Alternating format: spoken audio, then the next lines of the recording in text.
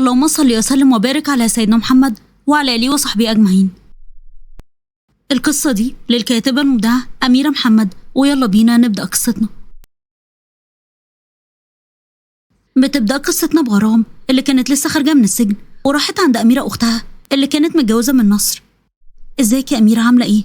وحشتيني قوي كده، 3 سنين بحالهم أفضل فيهم جوه السجن وما تسأليش عني ولا تجيلي حتى زيارة مرة واحدة. ازيك يا غرام، عاملة ايه؟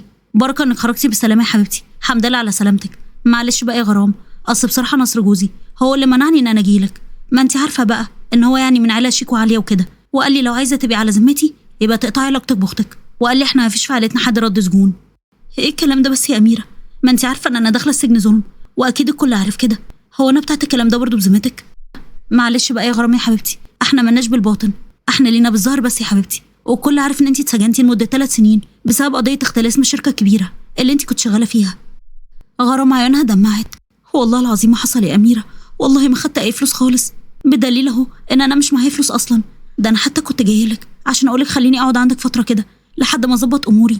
انت عارفه ان انا كنت عايشه في شقه ايجار من بعد وفاه بابا وماما الله يرحمهم، واكيد بقى راجل اجر الشقه الناس تانيين. معلش يا غرام، ما انا لو سبتك تقعدي هنا يبقى انا كده بخرب بيتي بنفسي، حقك عليا يا حبيبتي، انا مش هقدر اساعدك للاسف، انا ممكن اديكي مبلغ بسيط كده تمشي نفسك بيه، لكن قعد هنا مش هينفع عشان جوزي ممكن يطلقني فيها، ده حتى لو عرف دلوقتي ان انت جيتي هنا ولا عارف ان انا كلمتك هيبقى فيها مشكله كبيره قوي بيني وبينك. طيب يا أميرة خلاص شكرا، انا اسفه لو كنت يعني سببت لك اي مشاكل او حتى لسه هسبب لك، حقك عليا بعد اذنك. طب استني بس لما اجيب لك الفلوس الاول. لا خلاص شكرا، انا مش عايزه اي حاجه خالص، بعد اذنك انا ماشيه.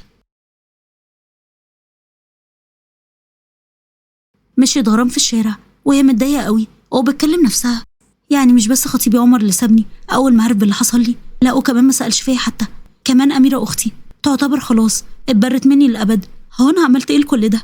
بقى معقول مصدقين الكل ومكدبيني انا؟ رحمتك بيا يا رب. وغرام رجليها اخدتها على بيت غدا صاحبتها وزميلتها او اللي كانت خلاص، ورنت جرس الباب، ولما فتحت غادة وشافتها في وشها فاتصدمت. ايه ده غرام، انت ايه اللي جابك هنا؟ معقول ال3 سنين عدوا بالسهل كده؟ ازاي كده؟ ايه يا غادة، ما كنتش متخيله ان انت هتشوفيني تاني ابدا ولا ايه؟ بقى معقول يا غادة الضربه ما جاليش غير منك انت؟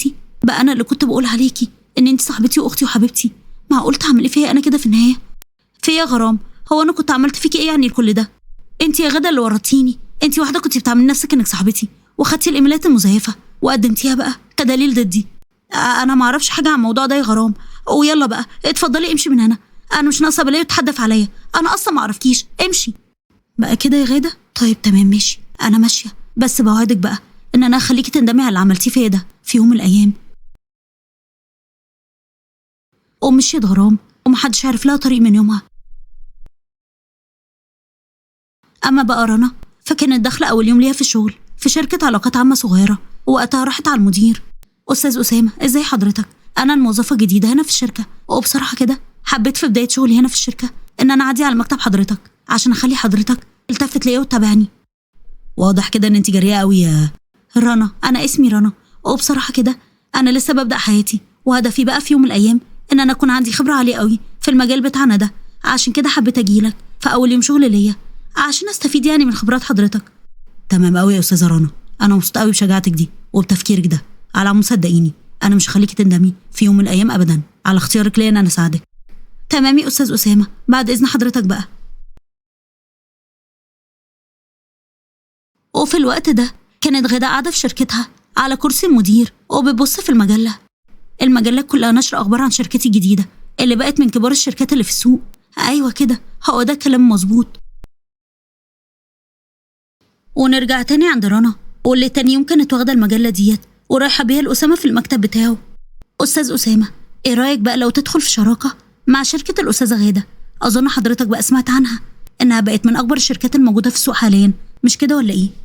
بصراحه انا سمعت عنها، وسمعت كمان انها مسنوده قوي قوي ومن ناس تقيله في البلد، وعشان كده اتشهرت بسهوله، بس انا مش شايف بصراحه ان شركتي محتاجه لها، بالعكس دي ممكن تكون هي اللي محتاجه لشركتي عشان الناس تثق فيها وتتعامل معاها.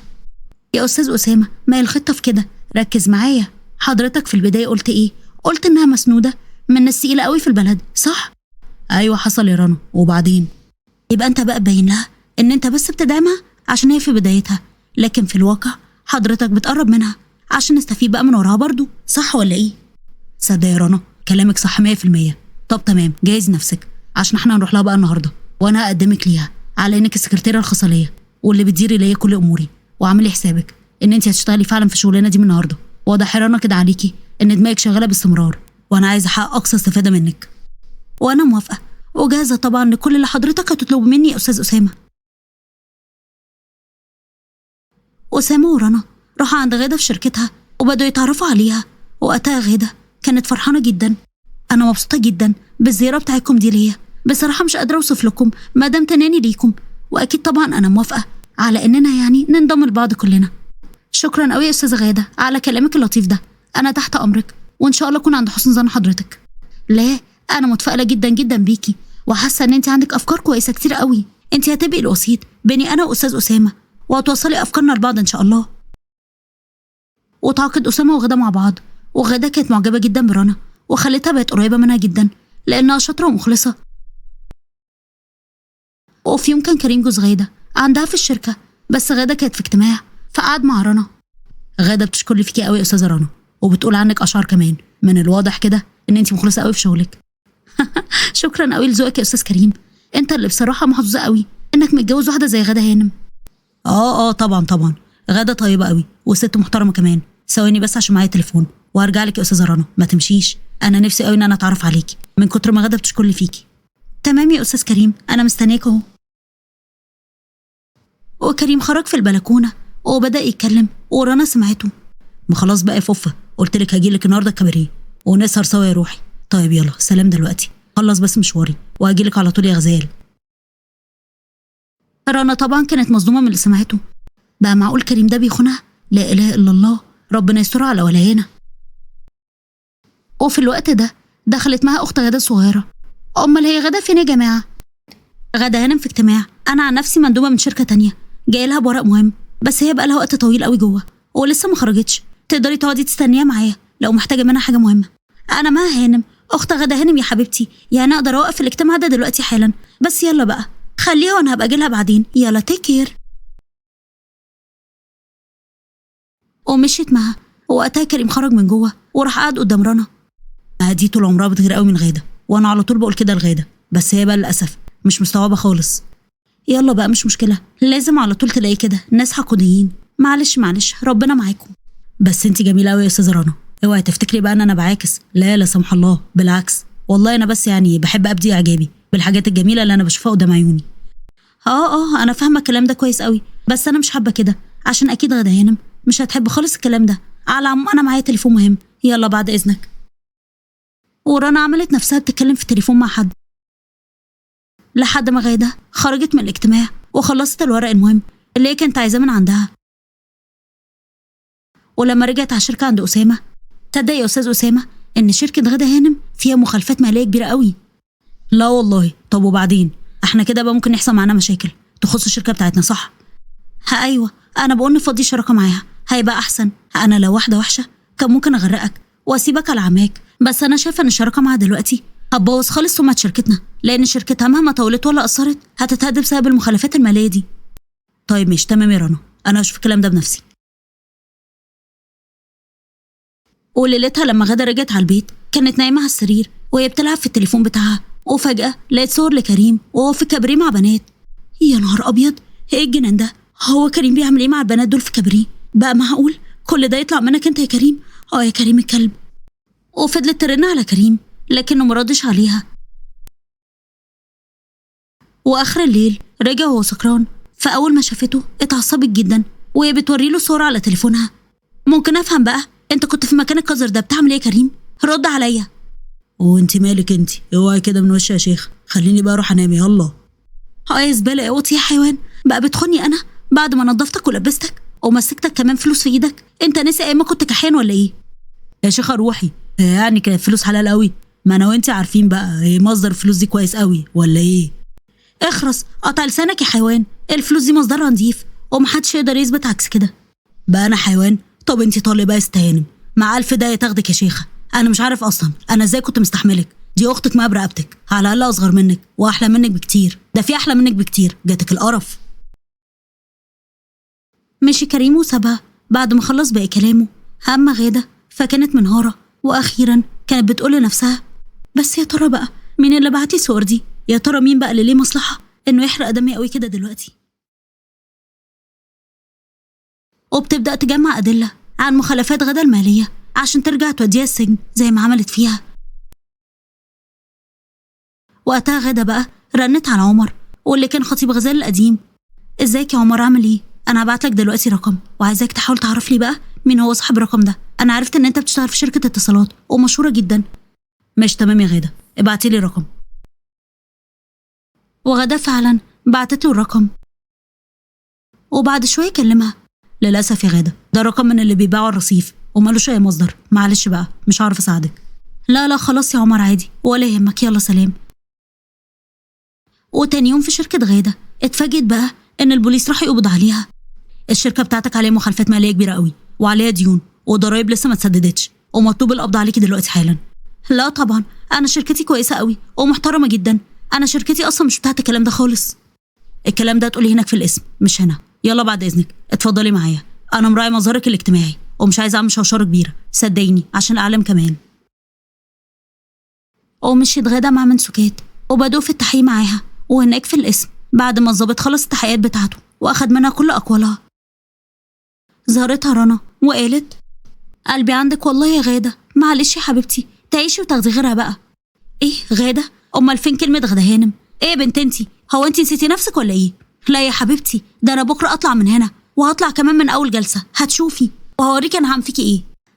او لا ما انا ما نسيتش نفسي ولا حاجة، بس والله بقى لو في حد نسي نفسه فهيبقى هو انتي يا غادة. وعلى فكرة انا غرام، انتي طلعتي غبية قوي، كنت فاكركي بقى تعرفيني من صوتي بس ما عرفتنيش ولا اي حاجة. ايه غرام؟ ازاي يعني؟ لا طبعا انتي مش غرام، انتي رنا، انتي حتى مش شبه غرام خالص.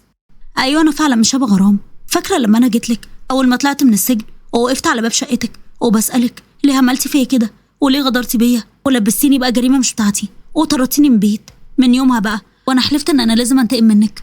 سكت كام شهر كده وكنت برتب فيهم بقى لخطوات انتقامي، واديني ورجعت وانتقمت منك احسن انتقام. ازاي يعني الكلام ده؟ انا حاسه ان انا خلاص هتجنن. طب وشكلك اللي متغير ده ظروفه ايه بقى يا ترى؟ انا اصلا قدرت اتواصل مع صديق قديم، كان صديق ليا جدع مش زيك ولا زي عمر ولا حتى زي أميرة أختي، كان مسافر برا مصر ولسه راجع من برا. ولما قعدت معاه حكيت له بقى على كل اللي حصل معايا. قال لي إن هو بيحبني وعايز يتجوزني وإنه ما كانش قادر يتكلم عشان أنا كنت مخطوبة لعمر، وشاف إن هو ده الوقت المناسب ويا ستي اتجوزنا. وهو اللي ساعدني بقى إن أنا أعمل كل اللي عملته ده، وخلاني كمان عملت عملية تجميل وغيرت شكلي على الآخر وغير لي كمان اسمي. إيه رأيك بقى؟ أنا حاسة إن أنا خلاص هتجنن بقى، معقول كل دوت يطلع منك انت يا غرام؟ ايوه يا ست غاده، حضرتك فاكره بقى ان انت بس اللي بتعرفي تخططي وتدبري مع عمر صح ولا ايه؟ ايوه ما تستغربيش ان انا عرفت ان انت وعمر اللي دبرتوا لي الموضوع اللي حصل ده، وفي الاخر اخدتوا بقى الفلوس وقسمتوها على بعض، اصلكم انتوا الاتنين واطين زي بعض. طب عمر ليه ما خدش جزاؤه؟ اشمعنى انا يعني اللي عاقبتيني؟ لا يا حبيبتي هو انت ما تعرفيش، عمر هو كمان مشرف في الحبس، اصلا انا بقى لبسته تهمه تزوير وغسيل اموال، وهو فعلا كان بيعمل كده في الشركه اللي كان شغال فيها بس محدش كان بيكشفه. انا بقى حطيت لهم الادله اللي كشفته على الاخر وهو كشف وبيتحقق معاه دلوقتي كمان. يلا بقى بعد اذنك عشان جوزي حبيبي مستنيني بره. القصه يا رنا لسه ما خلصتش وانا هخرج وهنتقم منك كمان. كل حاجه خلصت خلاص يا غاده، مع السلامه بقى للابد في السجن. ماشي يا روح قلبي، باي باي. ومشيت رنا، خرجت من القسم وراحت عند عبد الفتاح اللي هو جوزها. راحت له في شركته ولقيته كان قاعد مع أسامة. والله يا رنا هانم بصراحة كده انت أديتي دورك بنجاح. في البداية دخلتي عليا بدور انك موظفة جديدة في الشركة هنا وانا كنت مصدقك، والله لحد دلوقتي اصلا مصدقك، بس لما عبد الفتاح بيه بقى كشف لي هويتك الحقيقية كنت مصدوم بصراحة. انا اتظلمت ظلم كبير قوي، كان لازم اخد حقي من كل اللي ظلموني.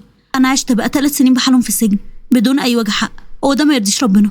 خلاص بقى يا رنوشتي، انا قلت لك ننسى كل اللي فات، وبعدين احنا خلاص بقى لنا البيزنس الخاص بتاعنا.